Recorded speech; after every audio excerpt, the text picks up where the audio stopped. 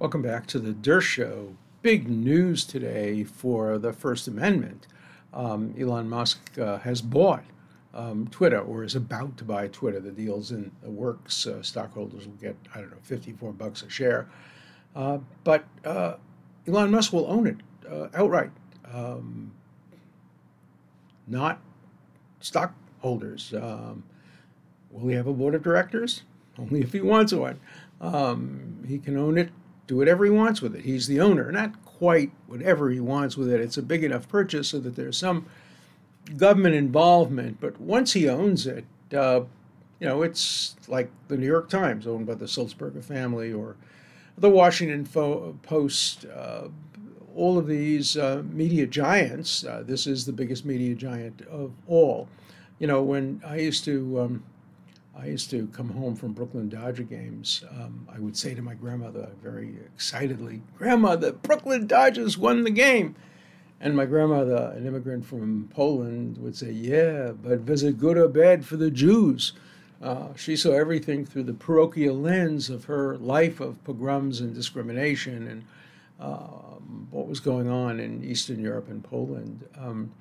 I guess I see everything through the light of the First Amendment and freedom of speech, so I'm entitled to ask, is it good or bad for freedom of speech? I think it's good for freedom of speech. I think in the end it will help balance the bias that much of the rest of the media has, tilting it toward the progressive side and away from the more conservative side. Well, it's not the role of any particular media to strike the balance by itself, but I think that this purchase, if Elon Musk is true to his word and allows really everybody except anybody who's espousing illegalities to be on, it will be good for freedom of speech and for the First Amendment.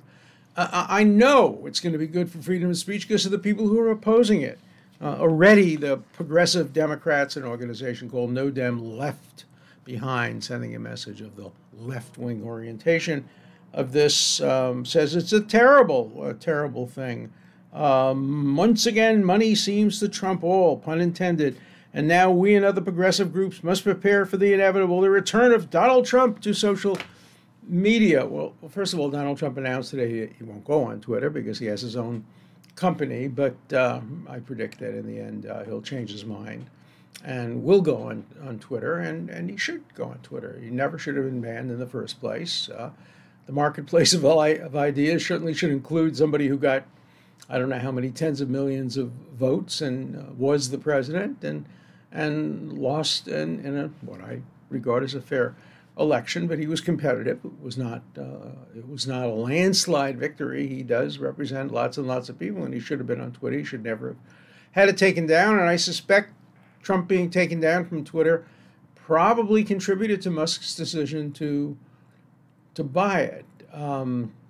It really confirms some of the responses to this, confirm my views of the First Amendment. Nobody really supports the First Amendment or freedom of speech. For almost everybody, it's free speech for me, but not for thee. Everybody wants free speech if it helps them, doesn't want it if it hurts them. Listen to the president of the NAACP. NAACP President Derek Johnson said in a statement Monday that lives are at risk, and so is American democracy. Yeah. If you have free speech, that's risky. It's not free. Madison knew that. Hamilton knew that. Jay knew that. Jefferson knew that. But you don't know that. You just want free speech for your side. He continues, Mr. Musk, free speech is wonderful. Everybody says that. Free speech is wonderful. Hate speech is unacceptable. Hey, hate speech is part of free speech. You can't have free speech without having hate speech. Once you start banning hate speech, there's no free speech, because what is hateful to you may not be helpful to me, and we can't have selectivity in what is hateful and what is not. So he continues, disinformation, misinformation have no place on Twitter. So you, Derek Johnson, are going to be the judge of what is misinformation or disinformation. If you don't follow your narrative of racial relations if you don't follow the curriculum set out in certain schools, of seeing everything through the prism of race, seeing everything through the prism of, what we are seeing now in some of the schools, then that's disinformation and misinformation. Critical race theory is truthful information, and anything that's critical of critical race theory is misinformation, disinformation, and hate speech. Well, you have no idea what the First Amendment is all about and what freedom of speech is all about. It was Voltaire who said, I may disagree with what you're saying, but I will fight to the death for your right to say it. No, we don't hear that from progressive Democrats. We don't hear it from Derek Johnson. Free speech for me. I want free speech. I want to make sure that the CNN narrative dominates all other narratives. I want to make sure that critical legal studies is the truth with a capital T. And if you dare to be critical of critical legal studies, that's disinformation. That's not what the First Amendment and free speech are all about. You're watching me on a platform called Rumble. Why am I on Rumble? I decided to go on Rumble because Rumble has become the model for free speech. Does everything go? No, you can't have child pornography, and I don't think Rumble will allow people to make provisions for how you can manufacture an atomic bomb or spread COVID as germ warfare. No, there are going to be legal limits, but Rumble is not going to ban a political figure because they don't agree with him, because they think he's not telling the truth. And I would hope that Elon Musk would follow the Rumble model and not censor anything based on disinformation, misinformation, or hate speech. If you don't like information, provide better information. If you don't like hate speech, point out why it's hateful and present love speech or positive speech.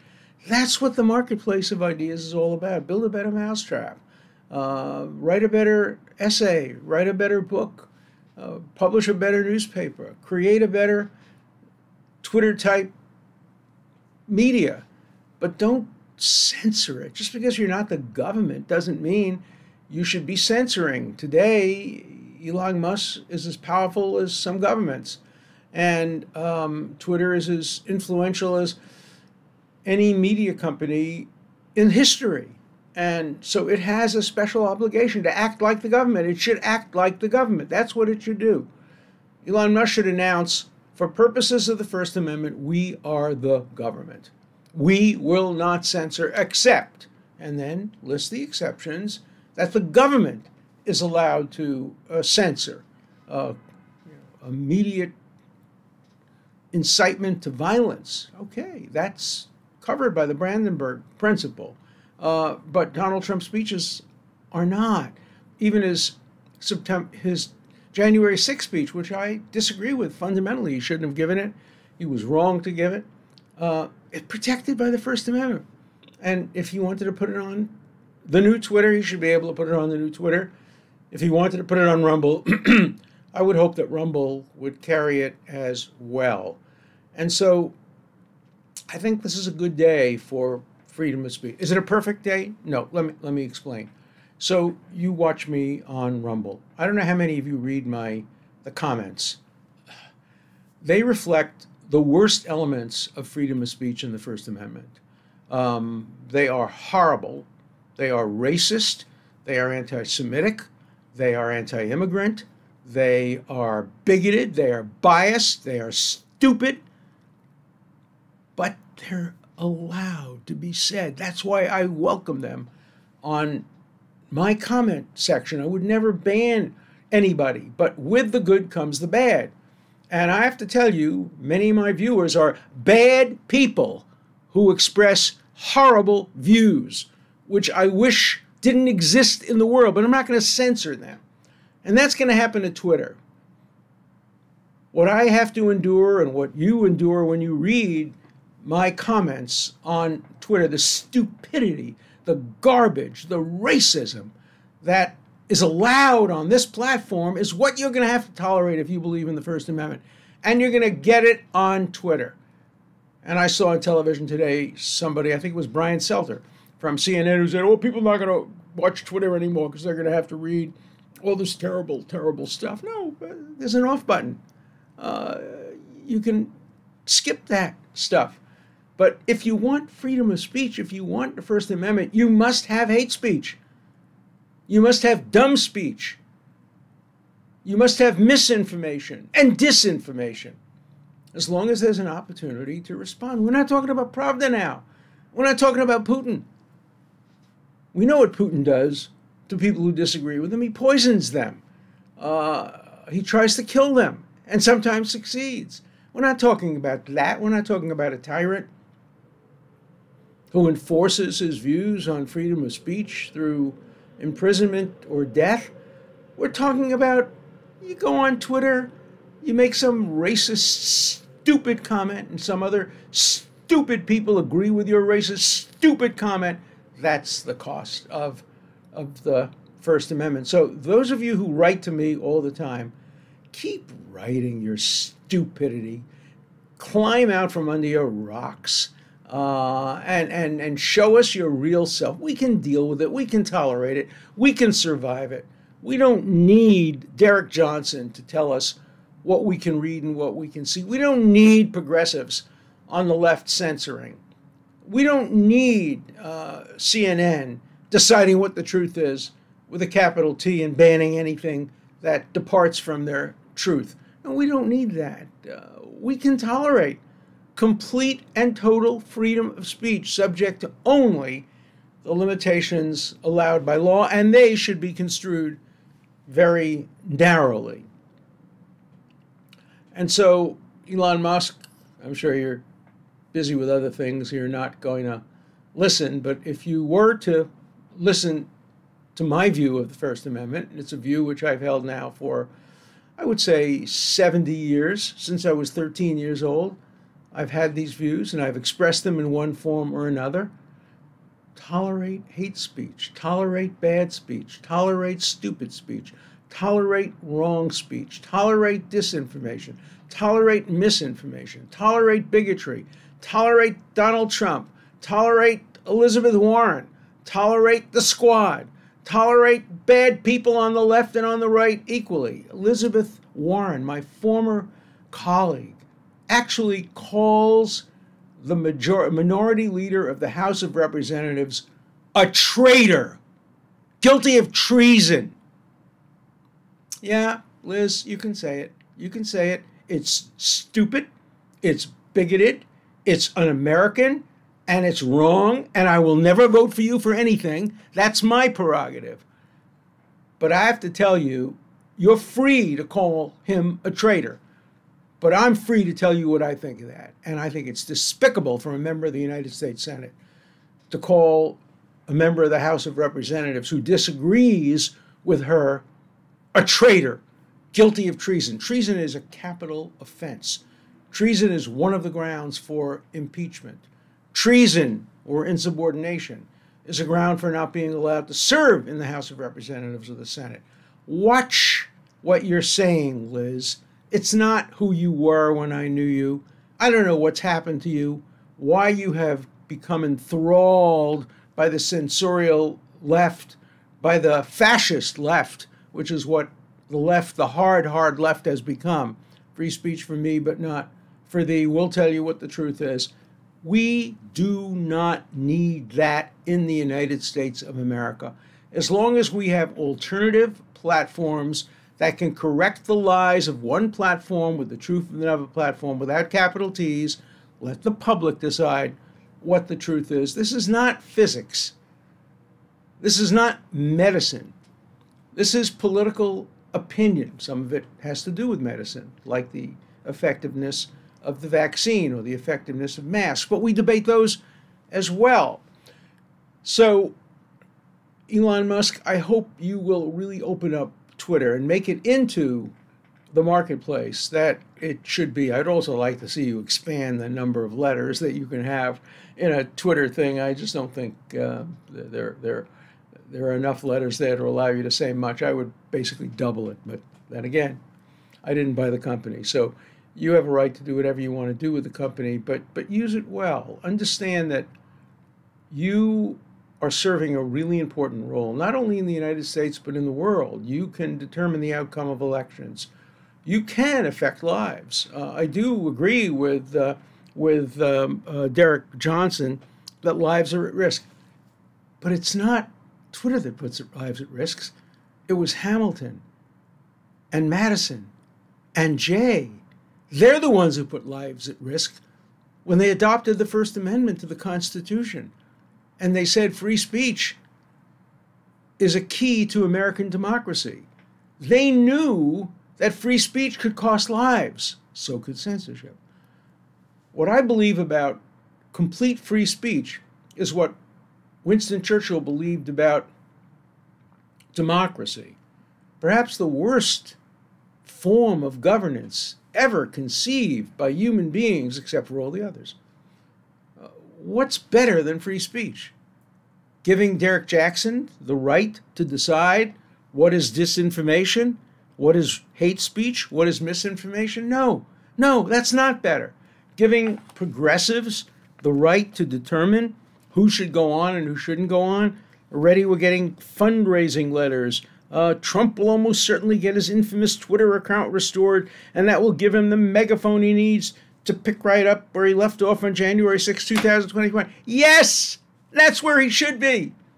He should be given a megaphone if he has millions of followers. That's what the marketplace of ideas is all about.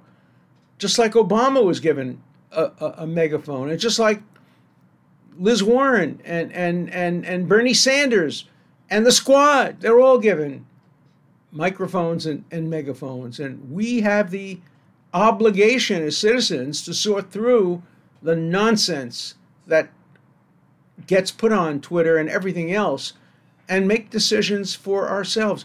We are a mature democracy. And as a mature democracy, we get to decide what to believe and not what not to believe, what to read and what not to read. You know, in China, not only can't you read what the government doesn't want you to read, but you must read what the government wants you to read. They actually test you. I was there. I remember how people were obliged to memorize at first the writings of Mao Zedong and then others. In the kind of totalitarian, progressive leftocracy that I think many progressives would like to see us have, you have no free will. You have no free speech. You have to listen to what the progressive gurus tell you, because that's the only voice you're going to hear. The hard left is afraid to allow you to listen to alternative points of view. They're afraid of Elon Musk. I'm not afraid of Elon Musk. I'm not afraid of Liz Warren. I'm not afraid of Bernie Sanders. I'm not afraid of the squad, because I have the right to answer them. I have the right to go on Rumble. I have the right to go on Twitter. I haven't been banned yet. Who knows? I have the right to write op-eds. I have the right to write books. Just finished my 50th. I have the right to be in the marketplace of ideas. If you don't like my ideas, don't buy my books. Write nasty things about me and put them online. Do all of those things. But for God's sakes, don't censor me and don't censor my opponents. Yeah, it makes my family feel bad when people say terrible, terrible things about me. But that's the price of living in a democracy. And let me tell you, it's a very expensive price. I know, I have felt it. I feel it every day. I feel it when I read these idiotic statements about me and about things I've allegedly done to people I never met and never heard of. I know how that feels, but I believe they have a free speech right to say it, as long as it's not defamatory and it's not done with malice, with express knowledge that it's wrong. Yeah, there are limits. There are limits on free speech. And those limits should be imposed by private companies as well as public companies. But, Elon Musk, I hope that you will announce, the way Harvard University has announced, for example, that although it isn't bound by the First Amendment by law, it will bind itself by the spirit of the First Amendment and the spirit of free speech. More and more universities should do that. They don't.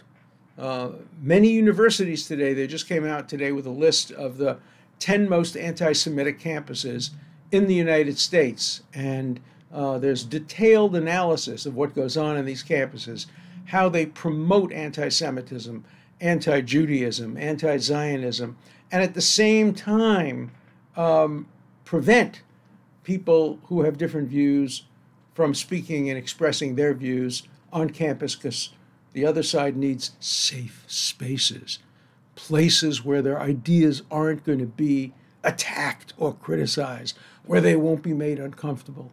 Well, Twitter is going to make you uncomfortable, and good. I want you to be uncomfortable.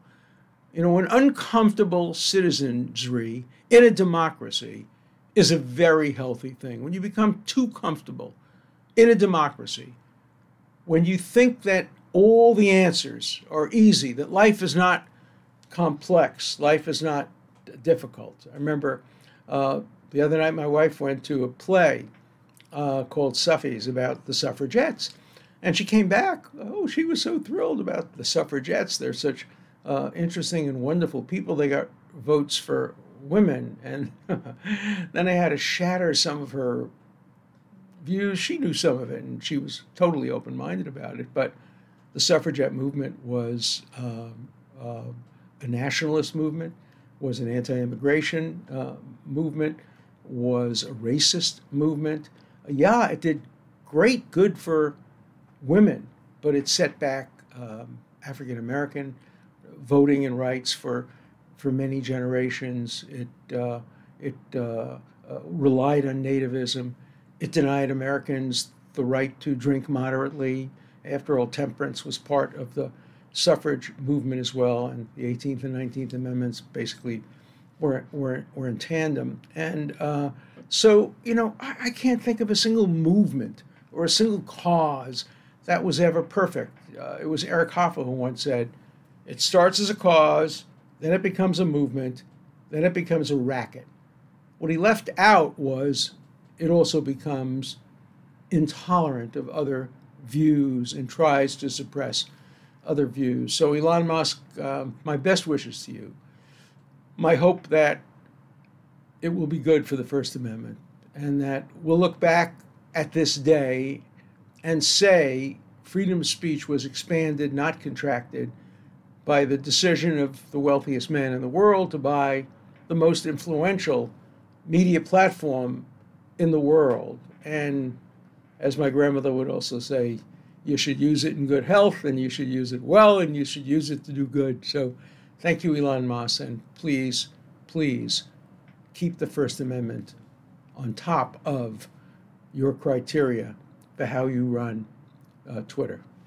So let's see what kind of emails I got last week. I got a lot of emails about whether or not tennis players should be banned from tennis matches, or whether, based on being Russian, or whether they should be banned from the opera or banned from other things in the sports world and in the entertainment world. And the vast, vast, vast majority of people agreed with me on this one and said, no, Wimbledon should not ban tennis players based on their ethnicity, based on their national origin. There's a division about whether they should be banned based on their own personal views, and that raises, big questions. It raises questions about kneeling at football games. It raises questions about, maybe Goreyev, the great conductor,